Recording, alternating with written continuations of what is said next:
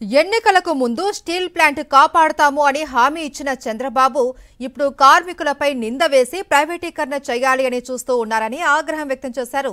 విశాఖ నగర వైఎస్ఆర్సీపీ అధ్యక్షుడు కేకే రాజు తన కుమారుడి రాజకీయ భవిష్యత్తు కోసం స్టీల్ ప్లాంట్ ప్రైవేటీకరణకు చంద్రబాబు సహకరిస్తూ ఉన్నారని మండిపడ్డారు.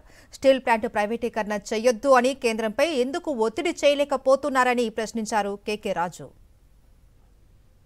భూమి బద్దలైపోయే విధంగా ఆవేశభరిత ప్రసంగాలు ఇచ్చి ఎట్టి పరిస్థితుల్లోనూ కూడా కేంద్రంలో బీజేపీ అధికారంలోకి వచ్చి రాష్ట్రంలో కూటమి ప్రభుత్వం అధికారంలోకి వస్తే ఈ డబుల్ ఇంజిన్ సర్కార్ ఆధ్వర్యంలో స్టీల్ ప్లాంట్కి ప్రత్యేక గనులు కేటాయిస్తాం, క్యాప్టివ్ మైన్స్ కేటాయిస్తాం, పూర్తిగా స్టీల్ ప్లాంట్ ఉద్యోగులకు కానీ కాంట్రాక్ట్ కార్మికులకు కానీ భద్రత కల్పించి విశాఖ హుక్కును ప్రభుత్వ రంగంలోనే కొనసాగిస్తాం మీరు మాట్లాడటం జరిగింది.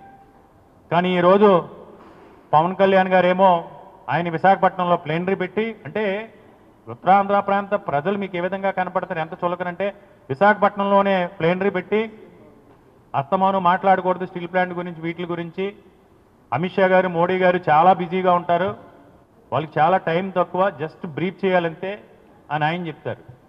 ఈరోజు మీరు వచ్చి పెట్టుబడుల సదస్సు ఫెయిల్ అయింది కదా అని విశాఖ ఉక్కు కార్మికులపైన, కాంట్రాక్టు కార్మికులపైన మీ అహంకారాన్ని, మీరు ఆవేశాన్ని చూపించి వాళ్ళ మీద నిందనేసి ఈరోజు కేంద్ర ప్రభుత్వాన్ని మీరు ప్రశ్నించే పరిస్థితుల్లో లేరు. మీరు కేంద్ర ప్రభుత్వాన్ని ప్రశ్నించే పరిస్థితుల్లో లేరు విశాఖ ఉక్కు గురించి అంటే మీ లోపాయకార ఒప్పందాలు కావచ్చు, గతంలో మీ మీద ఉన్న కేసులు కావచ్చు, 2014 నుంచి 2019 వరకు ఏ దాచుకో పంచుకో విధానంలో మీరు వెనకేసుకున్న లక్షలాది కోట్ల రూపాయల ఆస్తులను కాపాడుకోవటం కావచ్చు. ఈరోజు విశాఖ ఉక్కుని భవిష్యత్తును ప్రశ్నార్థకం చేసి ఉత్తరాంధ్ర ప్రాంత భవిష్యత్తునే మీరు ప్రశ్నార్థకం చేస్తూ ఉన్నారు.